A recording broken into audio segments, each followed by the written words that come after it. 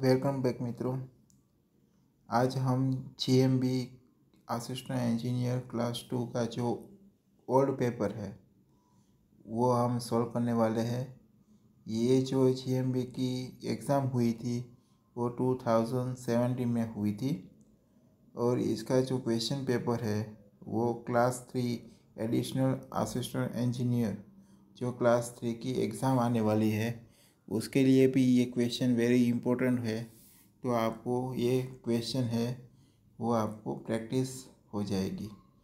अब ये वीडियो आप पूरा देखिए, आपको क्वेश्चन है वो आपको क्या हो जाएंगे, रिपीट हो जाएंगे। जो ये क्वेश्चन आपको आएंगे एग्ज़ाम में तो आप सॉल्व कर सकेंगे। तो ये वीडियो है, आप पूरा देखिए। क्वेश्चन नंबर 1 है LMTD for parallel flow as compared to counter flow heat exchanger is। अब LMTD parallel flow and counter flow में क्या होता है, सेम वैल्यू होती है। तो आंसर होगा सी, ऑफ सेम वैल्यू। तो आंसर है C. Falling factor is basically use to find. जो ये फॉलिंग फैक्टर है is a factor of safety of designing of heat exchanger. तो इसका आंसर है factor in designing heat exchanger. जो heat exchanger बनाते हैं वहाँ पे एज अ क्या है, फैक्टर है। ओके, तो इसका आंसर है C. Which of the following component is not found in CI engine.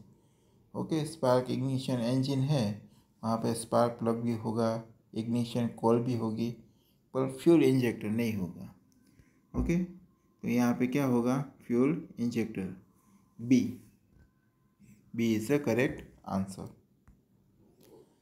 The rate of heat transfer is said to be constant if temperature. अब हीट ट्रांसफ़र नहीं होगी तो हीट ट्रांसफ़र कब होती है, जब टेम्परेचर डिफरेंस हो तब हीट ट्रांसफ़र होती है। तो यहाँ पे नहीं हो रही है तो क्या होगा, टेम्परेचर डिफरेंस बिकम्स 0 होगा। तो हमारा आंसर होगा ए। अब नेक्स्ट क्वेश्चन है, if transmittivity of body is 2.5 and 35% radiation falling on it and reflected back, then emissivity is। अब आपको मालूम ही है जब बॉडी पर क्या होगा, ट्रांसमिटिविटी होती है, रिफ्लेक्टिबिलिटी होती है, एमिसिविटी होती है। तो तीनों को मिलाकर कितना होता है, 1 होता है, मीन्स 100%। यहाँ पे फिर 40 क्या है, 25% है, 35 है, तो क्या होगा 40% आएगा। तो इसके हिसाब से आंसर क्या हो जाएगा, A 0.40 is the correct answer. Next question है, vapour compressor refrigeration work on, वो क्या होता है, रिवर्स रैंकिंग साइकिल पर होता है। तो करेक्ट आंसर होता है डी। नेक्स्ट है the chemical formula of R12। R12 का फॉर्मूला होता है CCl2F। ओके, तो इसका आंसर होगा सी, CCl2F। 1 ton of refrigerant can be expressed as melting of 1000 kg of ice in। हम रेफ्रिजरेशन में पढ़ा था तो वहाँ पे 24 आवर्स लिखे थे। अब 24 आवर्स को आप मिनट में ट्रांसफ़र कीजिए तो क्या हो जाएगा, 1420 मिनट्स हो जाएगा। तो इसका करेक्ट आंसर क्या होगा, D is the correct answer. Remove of moisture from air at constant dribble temperature is called eight. क्या होगा, रिमूव ऑफ मॉइस्चर, तो क्या ह्यूमिडिफिकेशन होगा। तो करेक्ट आंसर क्या होगा, D humidification. Electric resistance of semiconductor. अब जो इलेक्ट्रिक रेजिस्टेंस है सेमीकंडक्टर का वो टेम्परेचर बढ़ने के साथ वो बढ़ेगा। ओके, तो इसका आंसर होगा बी, डाइज विथ टेम्परेचर। अब जब टेम्परेचर कम होगा तो रेजिस्टेंस कम होगा। ओके, डायरेक्टली प्रोपोर्शनल टू होता है। Next question, which of the following hardening process is not employ for steel? कौन सी हार्डनिंग प्रोसेस है वो स्टील में नहीं यूज़ होती है? कौन से स्टील में? लो कार्बन स्टील में क्या होती है? Nitrating. Nitrating low carbon steel में नहीं यूज़ की जाती है। तो आंसर होगा बी। यूनिट ऑफ हार्डनेस, तो हार्डनेस के 3 यूनिट्स हैं। एक है BHN नंबर, एक है HRC और है VHN नंबर। इसका पूरा फॉर्म क्या होगा? Brinell hardness number BHN, Rockwell hardness उसका HRC और विकर्स हार्डनेस। ओके, तो इसके हिसाब से unit of hardness is HRC। Blow holes are cause due to, तो ब्लो होल्स कब क्रिएट होते हैं? वहाँ पे कुछ मॉइस्चर है वो मोल्ड में होती है, तभी क्या होता है? ब्लो होल्स होता है। मॉइस्चर होगी तभी क्या होगा? जब प्योरिंग करेंगे तो उसका टेम्परेचर हाई होगा, तो वो मॉइस्चर है वो क्या होगी? स्टीम में कन्वर्ट हो जाएगी। वो क्या होगा? ब्लो होल्स में कन्वर्ट हो जाएगी। तो नेक्स्ट क्वेश्चन है, machining allowances in casting depend upon, जो मशीनिंग कास्टिंग है वो शेप एंड साइज पर डिपेंड करती है। तो उसका आंसर होगा A, shape and size of casting. Pattern use in investment casting, आपको सबको मालूम है वैक्स, तो करेक्ट आंसर है B. The function of chaplets, okay, chill and chaplets दो आते हैं। चिल का क्या होता है? वहाँ पे क्या है? Increase the cooling rate of casting, casting का कूलिंग रेट बढ़ाने के लिए चिल होता है। और चैपलेट्स कब होता है? तो जो हमारी कोर है उसको सपोर्ट करने के लिए चैपलेट्स होते हैं। ओके, तो यहाँ पे क्या होगा?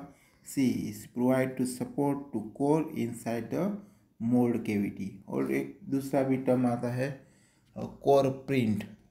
तो कोर प्रिंट क्या होता है? तो कोर प्रिंट जो हमारी कोर है उसकी सीटिंग के लिए मोल्ड किया जाता है, वो होता है कोर प्रिंट होता है। तो यहाँ पे करेक्ट आंसर क्या है? सी। तो seamless tube can be manufacturing bye, तो सीमलेस ट्यूब है वो पियर्सिंग से मैन्युफैक्चरिंग की जाती है। तो करेक्ट आंसर होगा C. C is the correct answer. For spinning operation the equipment use, तो स्पिनिंग में क्या होता है? वहाँ पे डल कोई टूल होता है, वहाँ से हम लेथ मशीन में हमारी कोई क्या होती है? प्लेट होती है। मीन्स आपको कुछ थिकनेस को मान लो कम थिकनेस वाली कोई प्लेट है, वहाँ पे क्या वो करता है? वो डल टूल से शेप देते हैं। तो क्या होगा आंसर? लेथ, लेथ में करते हैं ये। तो हमारा आंसर है C is lathe. The refrigerant use in stream jet refrigeration, stream jet refrigeration में वाटर इज अ रेफ्रिजरेंट। तो आंसर होगा B, B is the correct answer. To perform piercing, blanking and forming similarly the die use, तो यहाँ पे 3 types है, तो compound die होगी। क्या होगी? Compound die. D is the correct answer, compound die. Sintering in powder metallurgy, तो powder metallurgy में सिंटरिंग क्या होती है? Strengthen of component. ओके, तो क्या होगा? इसका correct answer is A, strengthen the component. Okay, तो is the correct answer A. Nibbling is a process of, nibbling process क्या होती है? तो आपको कटिंग कोई सर्कुलर में करना हो या कोई काउंटर में करना हो, तो वो क्या होता है? Nibbling process is C is the cutting circular blank and curve count contour. Okay, तो is C answer. In the case of manual TIG welding, the angle of electrode with direction of welding। अब जो manual TIG welding होता है वहाँ पे angle कितना होता है, तो ये एंगल होता है 75 तक ही होता है। तो आपको 75 नहीं दिया है, इसलिए उसके पास वाला क्या है 70 है, तो इसको हम 70 आंसर टिक करेंगे। तो करेक्ट आंसर होगा 75।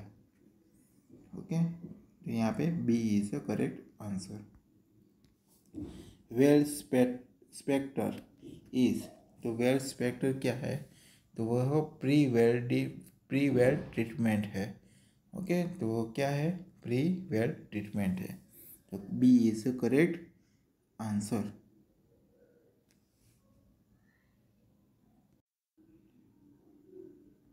सॉरी, माफ करना। तो वहाँ पे जो वेल्ड स्पेक्टर है वो क्या है, वेल्डिंग डिफेक्ट है। ओके, तो वहाँ पे क्या होगा, वेल्डिंग डिफेक्ट। इस वेल्ड डिफेक्ट है, welding defect. Okay, arc welding make to use, arc welding में डीसी वेल्डिंग सप्लाई होता है, तो वहाँ पे आंसर होगा C. C is the correct answer, DC welding supply. The seamless welding process, तो सीमलेस वेल्डिंग प्रोसेस क्या है, कंटिन्यूअस स्पॉट वेल्डिंग प्रोसेस है, तो वो होगा answer is D. D is the correct answer. आपको ये वीडियो पसंद आई हो तो लाइक कीजिए, सब्सक्राइब कीजिए और अपने दोस्तों के साथ शेयर कीजिए। Thank you so much.